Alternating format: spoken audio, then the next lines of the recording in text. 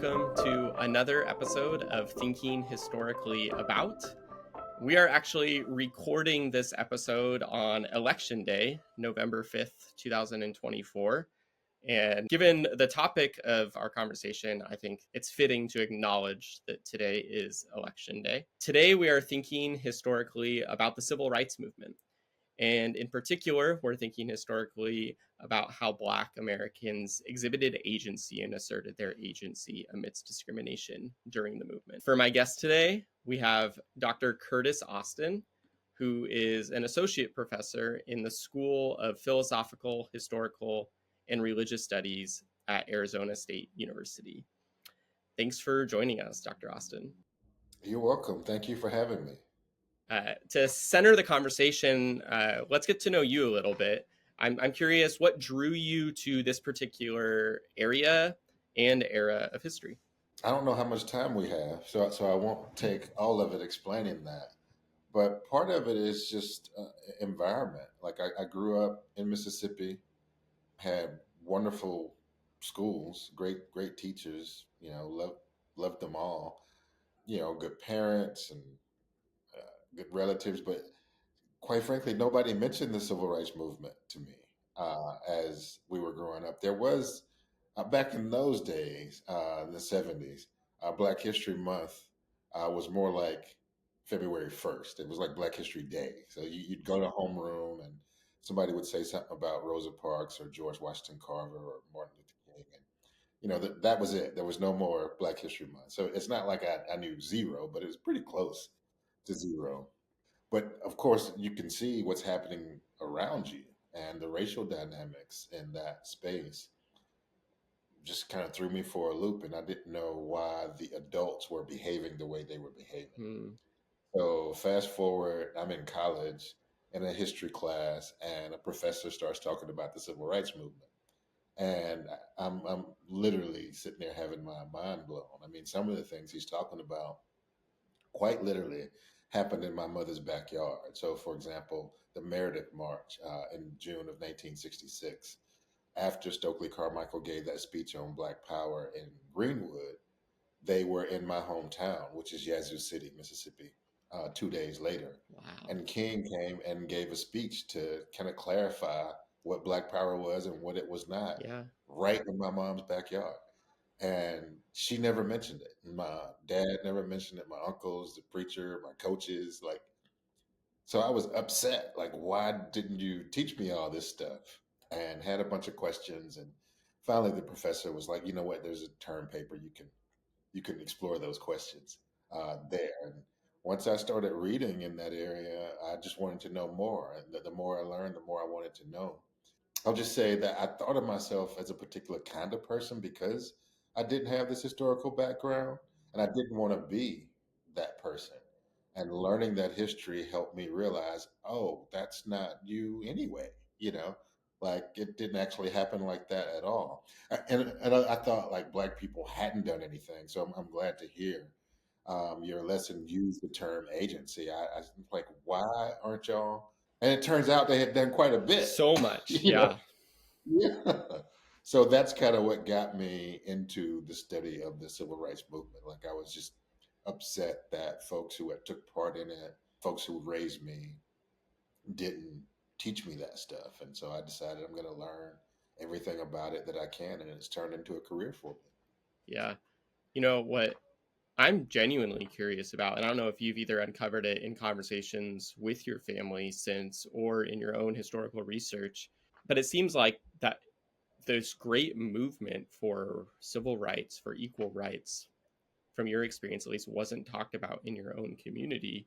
And I'm curious if you've either found that that's similar in other Black communities, or if there's like a particular rationale that there wasn't this sense of, and maybe I'm lumping a term on it, but there wasn't this sense of pride and like, look how we've resisted, look how we've fought for equality, that you would think you'd want to share those stories with the younger generation. So I'm curious if you found any kind of reasons why. Yeah, I have found it in other communities all over the country and in my research. I mean, I've probably interviewed 300 activists in my 35-year career. and I'm including graduate school and that, of course.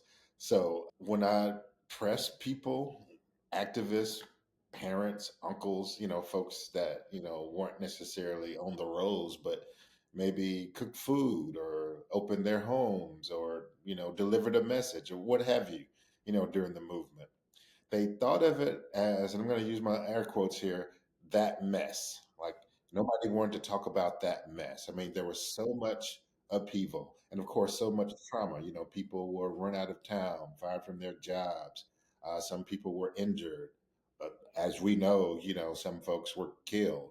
And I think, like, because I grew up in the immediate aftermath of it, people were happy to have it over and happy not to talk about it. I mean, I went to a fully integrated school in central Mississippi. Right? Half the students at that school were white, half them were black. We never had a conversation about the civil rights movement. Of course, all the adults knew what had happened. Yeah, they were there. Yeah. Yeah. So I think on the one hand, there's trauma at that point that people found it difficult to overcome and talk about. And on the other hand, I believe because this is what I've been told, like they didn't want people starting trouble.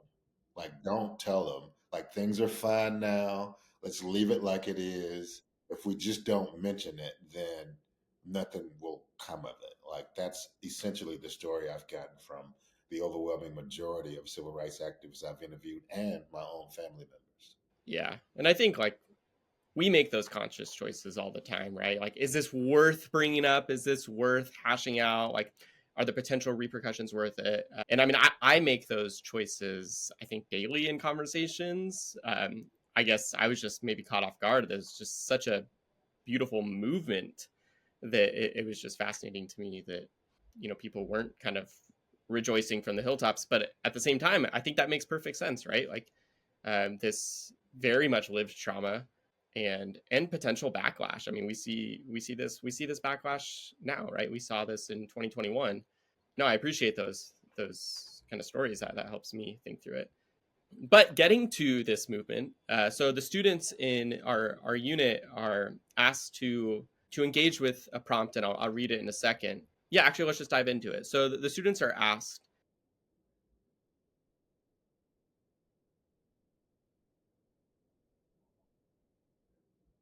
and then we kind of lumped that 1954 to 1968. And so one, I think like one of the big things I think of when I think of the civil rights movement is the Voting Rights Act. I'm pretty excited that we're having this conversation on election day, and I think it's worthwhile. Putting that aside for a second, how would you approach that prompt? Like, what are you looking for? What are you looking at when you hear that, and where do you go from there? Well, I'm looking at this notion that you asked the first question about, folks telling these stories about the movement. But during this time, the 50s, and of course, folks who are acting in the 50s are born in the 30s generally. And so their parents passed down this notion that if you want something to change, you have to change it yourself. Like just because the Constitution says this does not mean you're going to wake up and it's going to be true. So throughout the late 19th and early 20th century, there had been all of these movements that's hard to know about because there's no TV, right? There's radio, there's newspaper, but you're reading your local newspaper. You're not reading the Pittsburgh Courier or the New York Times if you're in Montgomery, Alabama. So I think people in this generation were imbued with this notion that they have to act if they want to see something different. I think it's much more so the case with women than it is with men. And so when we look at the Rosa Parks sensation phenomenon, for example, and I know your students probably know she wasn't just a tired person who didn't feel like getting up. Like she had been working for the NAACP for 20 years at that point, and her job was to get women who had been raped by law enforcement officers to testify in court. That's not easy to do in 1940s Alabama, and she had been doing that work for a couple of decades before she was too tired to move. And you talked about the Voting Rights Act. There was an organization there in Montgomery called the Women's Political Council, not the Men's Political Council. These women had been going around Selma, Alabama, Montgomery, Alabama, Birmingham, around the state, trying to get people to exercise their 15th Amendment rights. You know, there's no Voting Rights Act yet, like, but the Constitution Yeah. says if you're a certain age, if you're a citizen, you can vote. And they are pushing the envelope in ways that men are not. Now, people say, well, they had their jobs and, you know, they were afraid for other reasons. Well, I mean, well, women had jobs too. I mean, come on. Let's let's face it, that's Yeah. not a good excuse Yeah. for not acting. And so I think to get to the meat of the answer, your question, like these folks are sort of from a very young age pushed to do something. And when they come of age, 18, 19, 20, 30, then they know that it's their time. And so when you look around the country, not just Mississippi, Alabama, and Louisiana, but when you look at what's happening in Massachusetts, and New York, and Michigan, and Ohio, you see these folks who are saying, well, we just fought the war to save the world for democracy. You know, we just put down fascism, and now we need to clean up our own backyard. And folks decided, you know, come hell or high water, I'm going to be a part of that. And so that's how you see that agency first germinate, and then it grows because of the pushback. I mean, you mentioned earlier the pushback in 2021, but folks probably would have just gotten tired and quit if there weren't so much resistance. But when you beat somebody over the head for doing nothing, you send them home to think about things that they wouldn't ordinarily think about. So when we think about the Montgomery bus boycott, for example, all they literally were asking for decent treatment. They said, "We'll go to the back of the bus. Just don't make us pay our dime and have the bus pull off while we're walking to the back of the bus." You know, they weren't asking for integration. And when they didn't get that and worse, they decided, you know what? It's time to change this thing. And you look at those photos of these large groups of women walking down the sidewalks of Montgomery. They're still going to work. They're going to clean people's houses. They're going to do whatever it is they're doing. But under no circumstance, no matter how cold it gets outside, no matter how far they have to walk, they're going to make this change. And of course, 11 months later, we see that the Supreme Court of Alabama agrees with them that, you know, it's not okay to discriminate against U.S. citizens. So I think that agency comes very early on. And when they get a little bit of taste of it, they decide they like it. But it's really the resistance against their agency that makes the movement what it is, right? Or ordinarily, folks would be, all right, I did my part. Let's see what happens. Yeah, the discrimination like lit a fire, right? Discrimination existed, and then the doubling down on that discrimination lit a fire. Yeah, I appreciate that. That's helpful context. In your own research and in your studying of the civil rights movement, what do you see as like an emblematic primary source of the movement, or maybe that's too asking too much, or like even a favorite? Like what's something that's representative of the movement that you either love to teach or you find yourself it like I don't know. I think scholars have those sources that find their ways into all of their research just because they're passionate about it, right? And it's so useful. I'm curious if there's something that stands out to you. Well, there's an organization called Teaching for Change, and you can go, you know, teachingforchange.org, and they've just got all of these amazing primary sources on the movement. Mm-hmm. And if you are a teacher, they've got all these amazing lesson plans to help you teach these documents. And they go from oral histories to movement uh, documents from the NAACP, SNCC, the Black Panther Party, the Congress of Racial Equality. I mentioned the Women's Political Council earlier. That's one of my favorites. There's attached to that would be Rethinking Schools and the Zen Education Project. But one of my go-tos is the SNCC Digital Project.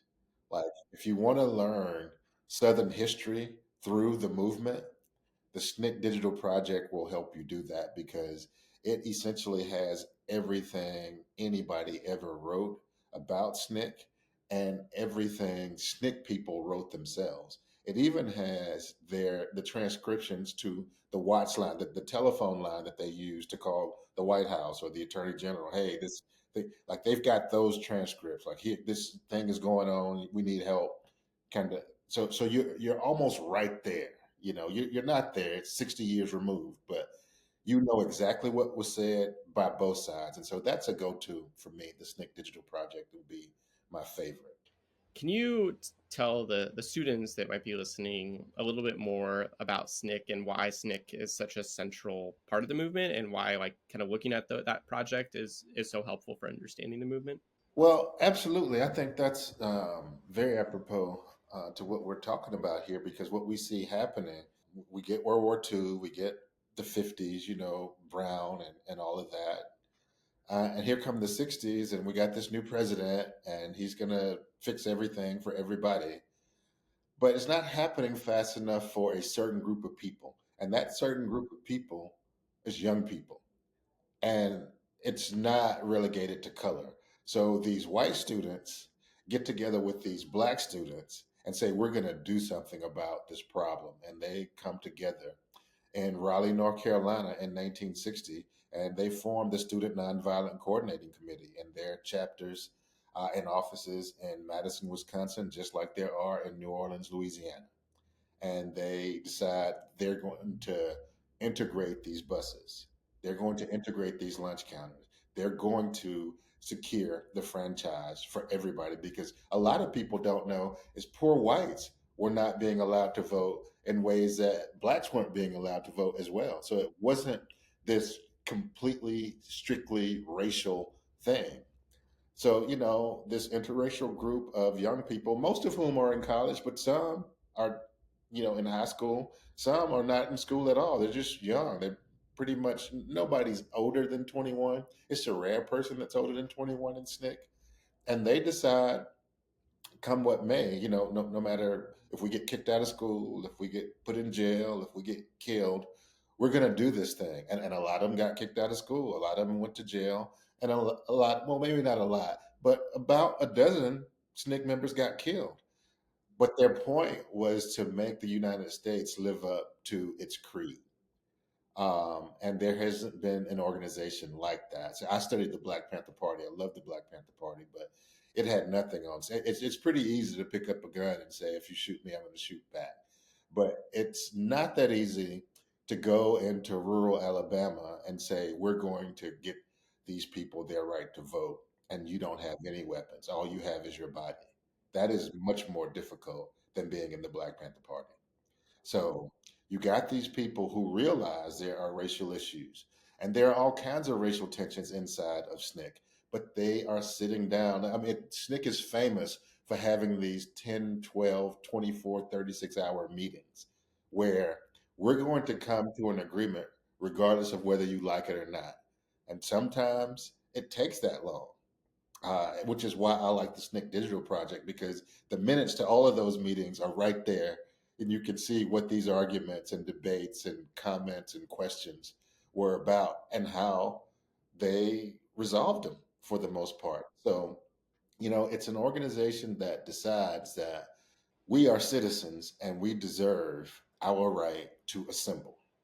And now we're going to assemble and use our agency to make a change. And as you mentioned, there's a Voting Rights Act, there's a Civil Rights Act, there's a Housing Act, people of Hispanic origin, women, like all kinds of major changes in progress come out of this movement. And it is the Student Nonviolent Coordinating Committee that is driving much of that, at least through, I would say, 1967 or 68. So Hmm. for most of the 60s, that is, of course, the NAACP is busy doing work.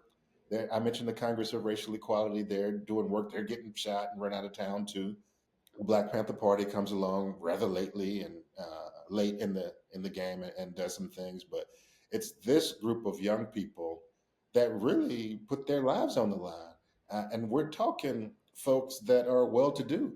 If you're in school in the 60s, you're not that poor, right? I mean, it's different today, but you got to have some resources to go to college during that day and age. And so they gave up those kinds of things to fight for what I'd say many of us take for granted today. The rights and privileges that we enjoy. It was those young people, black and white people, and SNCC who made much of this possible. Thanks for kind of expanding that. One thing I'm curious about, and I'm mostly curious because I know your research.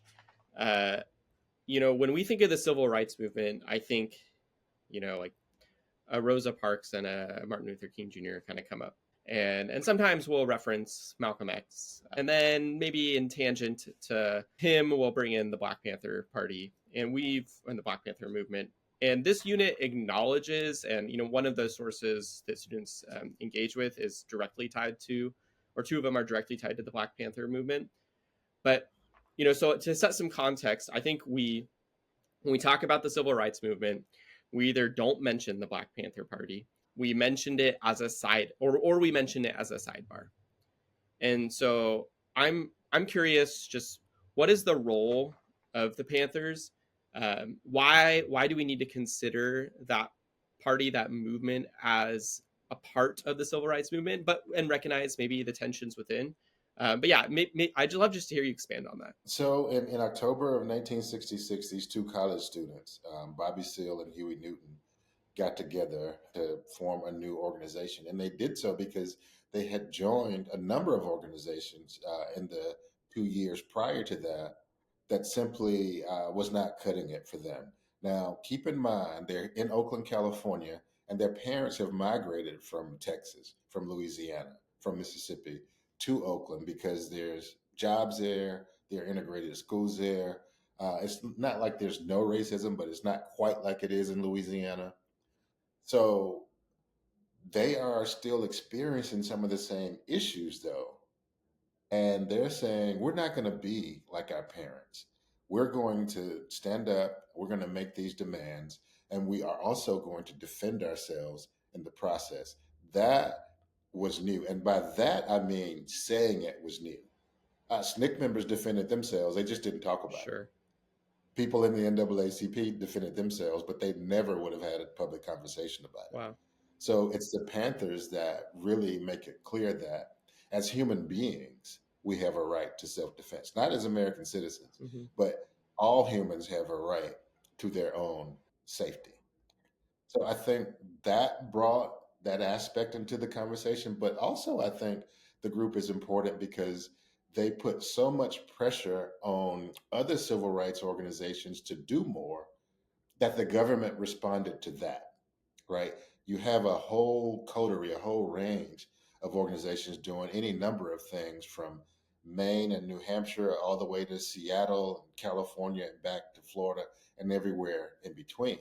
But then you get the Black Panther Party who comes along and says, well, you can deal with these guys who, and actually women, I mean, women wound up being about half the organization, who are saying, not only do we want the same thing these other activists want, but if we don't get it, like there are going to be some serious political consequences. And so you have the government first responding with repression, saying we got to get rid of these people. And so there's a lot of incarceration. A lot of people get shot, run out of town, run out of the country. A lot of people get killed. A lot of members of the Black Panther Party get killed. But what we see happening once again is when you see people, as you mentioned, double down on this discrimination, this exploitation, folks come out of the woodwork. So the more folks went to jail, the more people in the party got killed, the more people joined the organization. And the people joining the organization are coming in with their ideas. And so you get, again, a group of women who come in and say, we heard from our friends at Berkeley that students who are hungry don't learn as well as students who are not hungry. And so that's where the first free breakfast program comes from, right?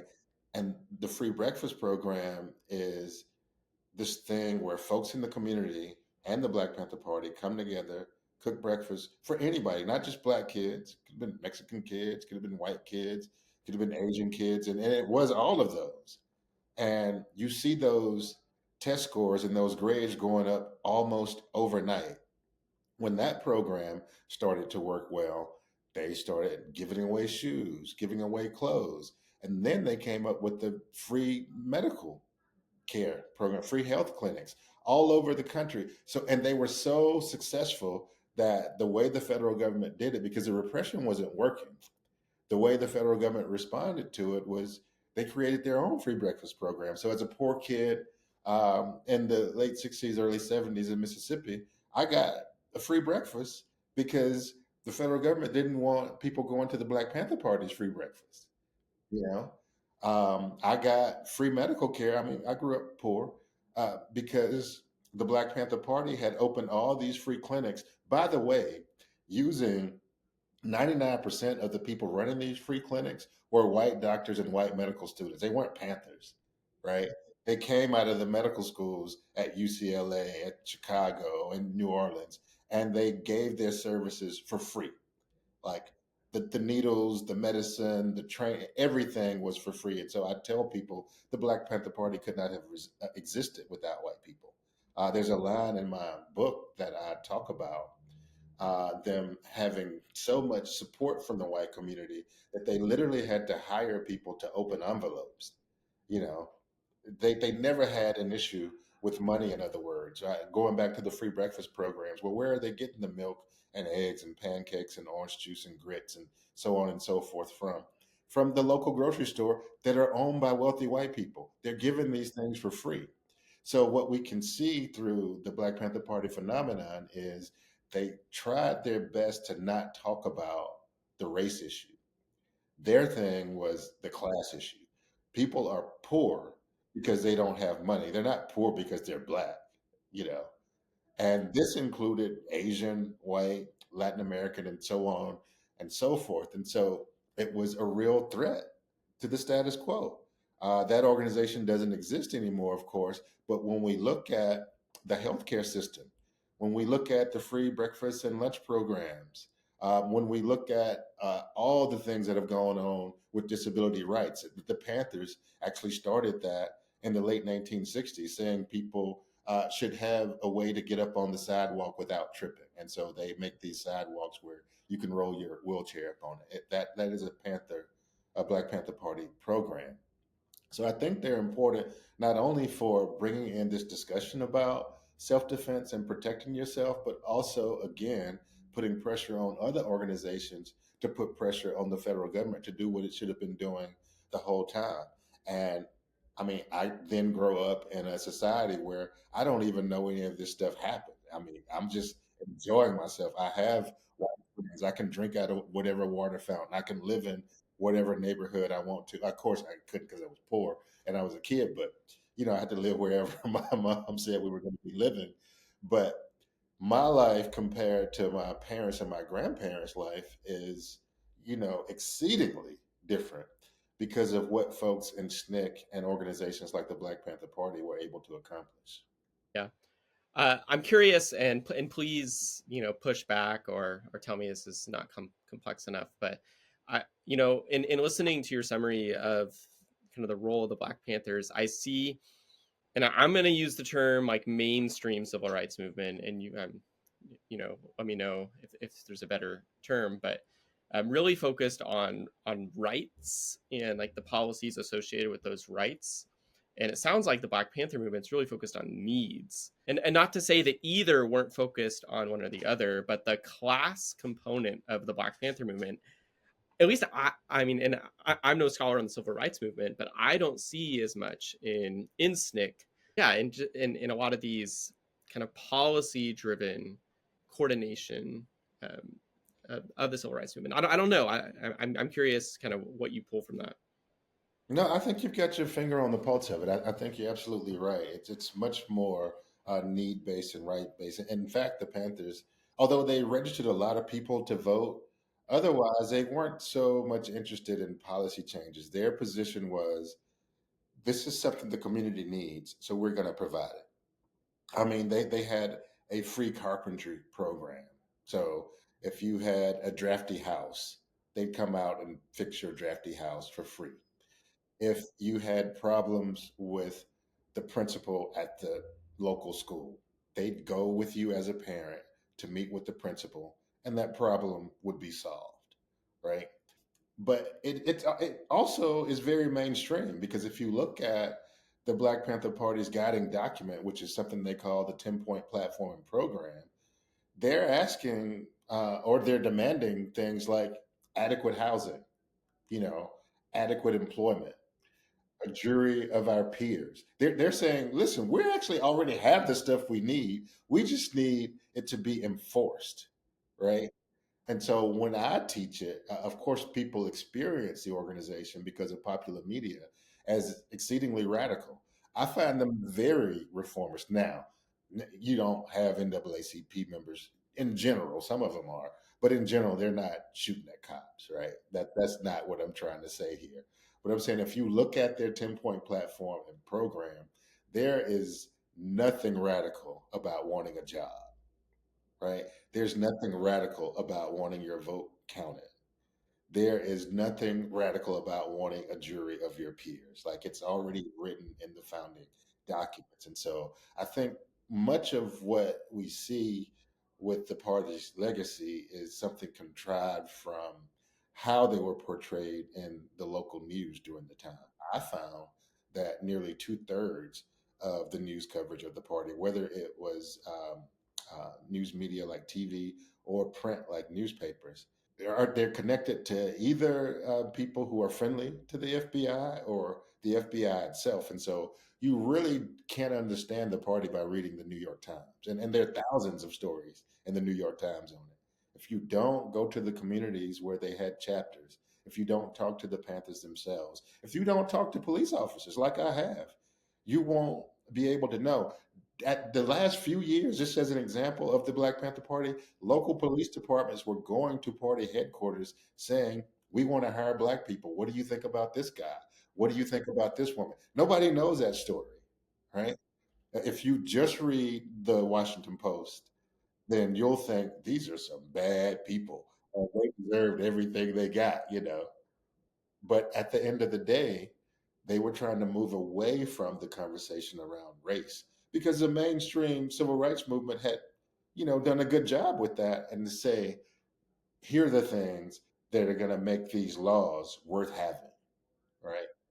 Yes, I can vote, but how does my vote count? Yes, I can go to this restaurant, but I don't have a job, so I can't afford that hamburger. They were the ones pushing that kind of envelope. To wrap things up, this is a unit on agency in the civil rights movement. And given your scholarly expertise, I'm sure you have a lot of these similar or tangential conversations with your own students. And so I'm curious, what's a goal that you have for your students when you're covering this topic, when you're covering your field? You know, my goal is so students can see that you don't actually have to be Martin Luther King or Rosa Parks or Roy Wilkins, who's the president of the NAACP, to make change. In fact, I have taught entire civil rights classes without mentioning Martin Luther King, right? And there is the enterprising listening students who 10 weeks in notices that, and hey, Dr. Austin, what about, the leader of the movement? Well, good question because he was not the leader. Like King had no idea what was going on in Cuyahoga County, Ohio. He had no idea what was going on in Gainesville, Florida. No idea what was happening in Los Angeles, California. He was a spokesperson, Sure. but it is not accurate to say he was the leader of this very amorphous grouping of folks who decided the time is right for us to make these demands. So, what I would like my students to leave that class with is that they see I can do this.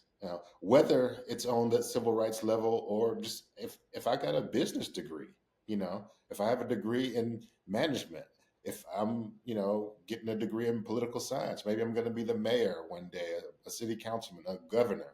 Like I can actually make change myself. I don't need to be some famous icon to leave the world better than I found it. That's what I hope my students leave my classes with.